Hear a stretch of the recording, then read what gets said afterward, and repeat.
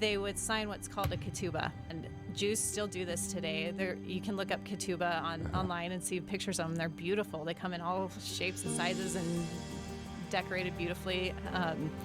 And the interesting thing is, anciently, they would write the terms of the contract inside of what's called a Jerusalem window. Okay. So it was like an arch, and then the terms of the contract written inside of that, and then decorated beautifully. And it was all about what the groom would do for the bride. Her only job was to be loyal and true. Yeah. His job was, I will provide for you. I'll provide food. I'll provide clothing, which you think about Christ in the Sermon on the Mount. What's he telling them? Yes. Think of how the lilies are Father will clothed. provide. Exactly. Okay. So the groom is saying, I will provide this, this, and this for you. And if you're ever captured and taken into slavery, I will redeem you.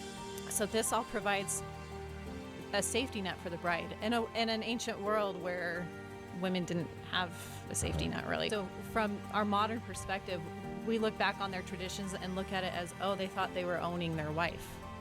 And they do talk about it that way, that she belongs to him. But the thing is, that belonging is a stewardship. The ketubah that they're signing is a written statement of that stewardship that he has over her, to take care of her, to provide for her, to be that safety net. This dropped my jaw a couple years ago, back in 2020. Remember General Conference, when President Nelson said, we have a new church, not logo, but symbol. And what was it? The Christ. In what? Underneath like the arch that you're talking about. Underneath an arch. What did they call that again? The Jerusalem window. The Jerusalem window. And on a blue background. Ketubah ancient ones were almost always on a blue background. The terms of the contract were all about what the groom's going to do for the bride. So who's inside that Jerusalem window? Christ. It's Christ. He is the contract. He is the covenant. He's also the groom. He's also the bridegroom. Wow.